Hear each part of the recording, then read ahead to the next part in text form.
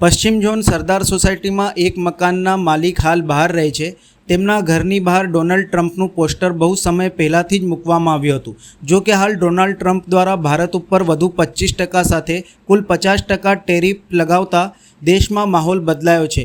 આ મામલાને લઈને લોકોમાં ટ્રમ્પના પગલાંની ટીકા સાથે લોકોમાં રોષ પણ છે, લોકોની લાગણી પણ દુભાઈ રહી છે। ત્યારે સરદાર સોસાયટીમાં ડોનાલ્ડ ટ્રમ્પનું પોસ્ટર હોવાનું સામાજિક કાર્યકરના ધ્યાને આવતા તેમને ઘરમાં હાજર સદસ્યને જણાવતા ઘરમાં હાજર સદસ્યએ આ વાત સ્વીકારી હતી અને સ્વૈચ્છિક રીતે બેનર ઉતારવા તૈયાર થયા હતા।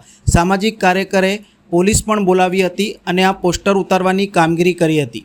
ઓફિસે પશ્ચિમ ઝોન સરદાર સોસાયટી અહીંયા ગાડી આ જે મકાન નંબર છે પંજાબી માલિક છે, હાલ એ અમેરિકા કે કઈ રહે છે મને ખબર નથી। અમે અંદર ઘરમાં પૂછતા કે આ તમે ડોનાલ્ડ ટ્રમ્પનું બેનર કેમ લગાવ્યું છે, તો કે અમારા માલિકે લગાવ્યું હતું। તો મેં કીધું આજે ડોનાલ્ડ ટ્રમ્પ અવારનવાર પ્રધાનમંત્રીને એવું કહે છે કે મેં યુદ્ધ રોકાઈ, મેં યુદ્ધ 28 વાર નિવેદનો હવે આપે છે, પછી દેશને દબાવવાની વાત કરે છે કે હું તમારા પર ટેરિફ લગાવીશ। એટલે શરમ આવી જોઈએ કે તને તું અમારા દેશને દબાવવાની વાત કરે છે।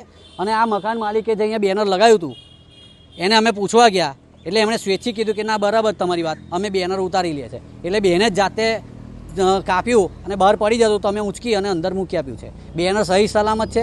અમે પોલીસ બોલાવી અને અંદર ગયા છે, કોઈ મિસબિહેવ કરેલું નથી। ઉપર આપણો દેશનો ફ્લેગ બી હતો એ બી ફાટી ગયેલો, એ બી અમે રજૂઆત કરી અને ફ્લેગ બી ઉતારી દીધી। હું અહીંયા ગાડી મારા એક કામથી આવેલો વોર્ડ ઓફિસમાં અને મારા ધ્યાને આ દોર્યું, મને દેખાયું એટલે હું અહીંયા ગાડી ઊભો રહી ગયો। મેં કહ્યું આવું કેમ લખ્યું છે ભાઈ આ ભાઈ, અને આટલો દેશ માટે ખરાબ નિવેદનો આપતો હોય ડોનાલ્ડ ટ્રમ્પ, તો આપણે એની માટે આપણે દેશપ્રેમ, મારી માટે દેશપ્રેમ પહેલાં છે ને દેશ પ્રથમ છે। તો આવું બેનર હું મારા દેશમાં ના ચલાવી શકું, એટલે મેં એમને રજૂઆત કરી અને બેનર ઉતાર્યું, પોલીસને લઈને અંદર ગયો।